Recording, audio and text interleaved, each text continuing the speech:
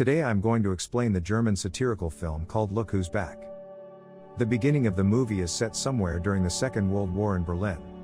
The Führer Hitler is with a behavior coach named Keppel. Hitler expresses his disagreement with the gesture of people's greeting to Keppel. He complains that though the Nazi salute is out-fashioned, people need to at least raise their hands up to the wrist and show respect. Then, he narrates that he has done everything possible by a human to destroy the foundations of the enemy who desecrated their soil. He finds Germans' existence incomprehensible and finds it alarming that he is here too. In the following scene, he wakes up on the ground somewhere in a forest. While looking up to the sky, he sees that the enemy aircrafts are missing and guesses that they might have taken some rest. Suddenly, a ball comes bouncing towards him and stops just at his side. He raises himself and heads towards a building past the bush. He is then approached by three young kids who question him if he is okay. Hitler looks at them and thinks that they are the future of the nation. He then asks them the way to the street. In that instant, a reporter, Fabian Sawatzki, is filming the kids on his camera. Hitler is seen on the far side of the screen. He picks up his army cap and says to himself that he should go to the Führer bunker.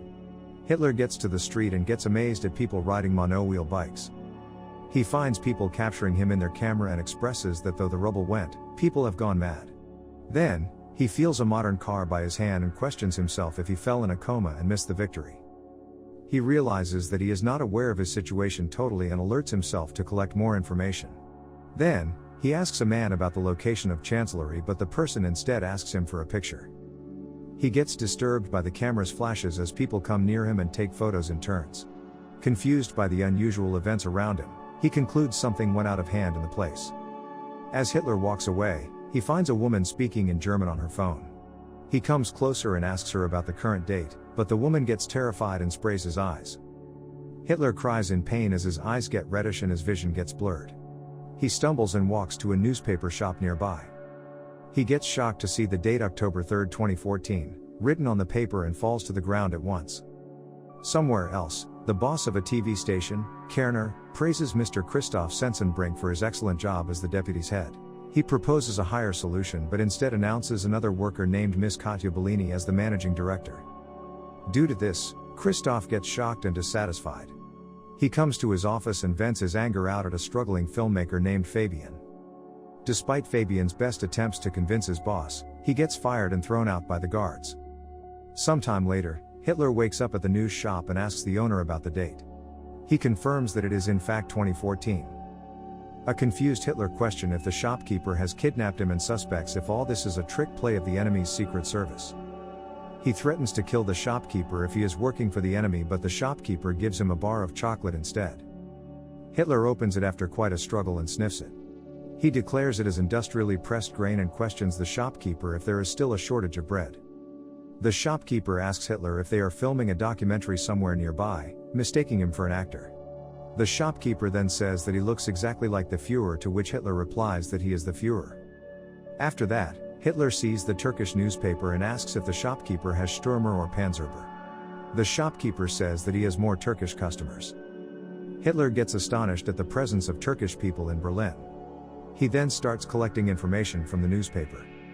While reading it, he assumes that he didn't win the war in the past, and Germany was given to the hands of clumsy women having the charisma of a wet noodle.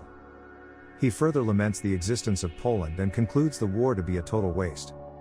Meanwhile, Fabian looks upon his video reporting about soccer and sobs, sad at the fact that he was fired. His mother calms him and asks him to pause the video, noticing Hitler behind. Fabian is amused at the discovery of a person who looks so similar to Hitler. Back in the shop, the shopkeeper asks Hitler to keep the newspaper aside and stand outside. Hitler grudges at being asked to work. The shopkeeper suggests Hitler clean his clothes, for they are stinking. He then goes to a laundry place and asks them to clean his uniform. Hitler asks if they have another uniform since he cannot walk away naked. Next, we see Hitler walking to the news cellar with jeans and a sweater on. Fabian, on the other hand, has somehow managed to find him and is waiting for him in the shop. After getting a look at Hitler, he is amazed at his appearance. Fabian asks Hitler if he can film him as he marches through modern Germany. Hitler agrees with the idea. Fabian takes up some cash and a car from his mother and starts his journey with Hitler. The two end up in a hotel where Hitler gets amused at seeing the television. He then decides to talk about politics in Fabian's presentation. He goes to places asking people regarding their views on politics. After the interviews, he finds that there was a minimal impact of democracy upon people during his absence. He inspects discontent and suppressed anger in people, which reminds him of the 1930s when people had similar views but lacked the term political disenchantment. People tell Hitler about the problem of immigrants in the country, making Hitler push his idea that mixing the races doesn't work. Later, Fabian asks Hitler the source of his unique mustache. Hitler replies that he cut his mustache to the shape to fit a gas mask. A while later, the two end up in a farm where Hitler gets bit by a dog. He is enraged and shoots at the animal. Fabian scolds him and seizes the gun. As the tour goes on, Fabian eventually runs out of cash. But he thinks of a plan and convinces the passers to have their sketches drawn by Hitler. Hitler draws sarcastic pictures which people find funny and pay for it. They continue their trip after collecting enough money. Back in town, Fabian shows a clip of Hitler to Christoph. The video has a lot of views as Fabian had uploaded it on the internet. Christoph is impressed by a large number of views in the video. He asks Fabian for Hitler's name and contact number. After meeting him, Christoph suspects Hitler to be a lunatic and asks Fabian to take him away from the office. Before leaving, Hitler enters the director's office and asks her to save Germany together with him. Interested at the idea, Bellini asks him about the plan. She quickly asks her assistant to prepare a proper TV format for broadcasting the Führer on listening to Hitler's idea. Fabian then threatens Christoph to give him his job back or else he will take Hitler away. On hearing this, Christoph makes him a kitchen boy, promising to promote him when a new editorial post opens up. Sometime later, Hitler is given a table in the TV studio. Christoph calls for Kromier to help Hitler with computer use. Hitler recalls the computers of his days and labels the invention to be one of the greatest. Kromier tries to sign up Hitler to mail but informs him that his name is already taken. Hitler grunts for others stealing his name and tells her to use New Reichschancellery as he liked it. Christoph plans to put Hitler on a live comedy show called Whoa Dude. He is still salty because Bellini got a promotion instead of him and intends to create trouble for her. He intends to bring racism to the debate through sarcastic jokes on Jews and throw out Hitler. The show starts, and Witzigmann, the host, calls for Hitler on the stage. The audience gossips about Hitler's appearance, but when Hitler gazes at the audience, the hall gets completely silent. Hitler soon breaks the silence but does not read out the lines as scripted. He explains that he is to tell a joke about immigrants, but he is not going to do so. He says that a TV is a great invention of the human, but the shows broadcasted are nonsense. He sheds light on problems like poverty and unemployment and forecasts that the people of the country are heading towards the abyss without noticing it. Hitler vows to fight against the TV not only up to the broadcast of the abyss but also until he succeeds in overcoming them. Everyone likes the idea and claps for him. Seeing Hitler's popularity, the host Witzigmann gets envious. Bellini asks Christoph to broadcast Hitler in every show. Christoph is distressed because of the failure of his plan. In the following scene, we see Hitler give interviews on numerous TV shows and share that his motive is to make Germany great again. His popularity grows immensely and he meets several people and party leaders. He starts charming them all by sharing his ideas. One day, Hitler and Fabian visit NPD headquarters in Berlin. He calls for Ulf Bern, the federal chairman of NPD, and asks him what his cause has achieved so far. Hitler belittles him and says that they have wasted enough time, and the movement is taken aback by decades due to their words. Christoph gets excited and happy when the cops and district attorney, DA, appear at the TV studio. They explain that they are here for a complaint of charging violation of hate laws. Bellini asks what they are to do then. Quickly, Christoph pops that they might need to cancel the Führer show. The DA says that they can keep the broadcasting on. Bellini takes a sigh of relief while Christoph fakes his smile. After the DA leaves, Kromier hands over a letter to Christoph stating the payment of the dog which Hitler had shot earlier in his trip. Christoph receives the letter happily, believing it might be a way to cause trouble. Next, Hitler is put to a TV program where he is asked direct questions about his different roles in the war. Hitler responds that he wants to reach out to people, but the interviewer tells him that all his deeds cannot be justified. He shows him the clip of him shooting the dog. The video disturbs the audience. Hitler is angered and threatens him that he would do the same to him. He further says that he will turn their studio into a parking lot for tanks. Christoph gets happier seeing people's negative responses. After the disastrous interview, Bellini is fired, and Christoph is appointed as the new manager. After that, Hitler goes to Fabian's house and starts living with him. He expresses amusement at the path taken by destiny and starts to write his second book. The book soon hits the market. 3 months later, at the TV studio, everyone sits in a meeting where the massive loss that the company has gone through is discussed. Christoph believes that Witzigmann's show will put them back on track, but one employee informs him that he has quit his job. Christoph gets tensed and gets mad at the selected employees for losing the show.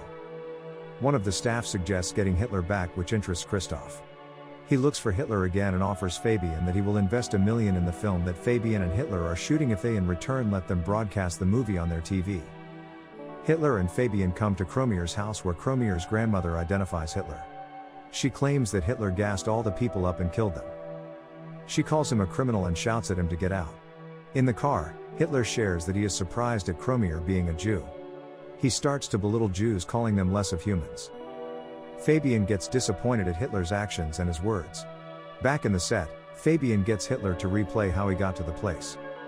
He asks Hitler what happened before the ball came rolling to him in the woods, but Hitler cannot remember it. Later at night, he walks out of the set and is surrounded by some thugs. They call him the reason to take Germany back and give him a hard blow on his face. As Hitler opens his eyes, he finds himself in a hospital in front of Bellini. At the same time, Fabian looks over the footage of the video he captured about the boys in soccer. He looks closely at it and finds Hitler rose from where he was lying. Fabian gets amazed at what happened before it. He quickly goes to the place and finds a board at the location stating the historical location of Führer Bunker. Fabian rushes to the hospital but doesn't find Hitler. Bellini says that he is headed to the shooting set. Fabian reveals that he is the real Adolf Hitler, but Bellini does not believe him. Fabian acts mad and tries to explain his theory hysterically. The guards try to catch him, but he flees. Fabian then reaches the set and aims a gun at Hitler. When asked about his identity, Hitler explains that he never claimed to be anyone else. Fabian says that Hitler is fooling people with his propaganda, to which Hitler replies that people elected a leader who shared his whole idea openly in 1933. Fabian takes Hitler to the top of a building with his gun. He corners Hitler and declares him to be a monster. Hitler, in turn, claps back, saying that ordinary people elected an extraordinary man and entrusted the fate of the country to him. He explains that people chose him because they bear the same values in their inner hearts. An enraged Fabian shoots Hitler, making him fall down the building, onto the street. Soon, Fabian hears Hitler's voice, who says that no German can get rid of him. And Hitler, who was just thrown down, appears right behind it again. Just then, Bellini calls for a cut in the studio, and everyone cheers for the shoot. Turns out that it was just a film shoot and a random actor was playing the role of Fabian. Hitler then asks everyone to remember the comrades who could not be with them. Somewhere else, Cromier is sobbing seeing Fabian through a hole in the mental ward. Hitler and Bellini are busy giving autographs and interviews to people after the film booms. As they pass by a car, the people on the street seem fond of Hitler and greet him with respect. Subscribe for more videos like this, and leave a like to help the channel out. Thanks for watching.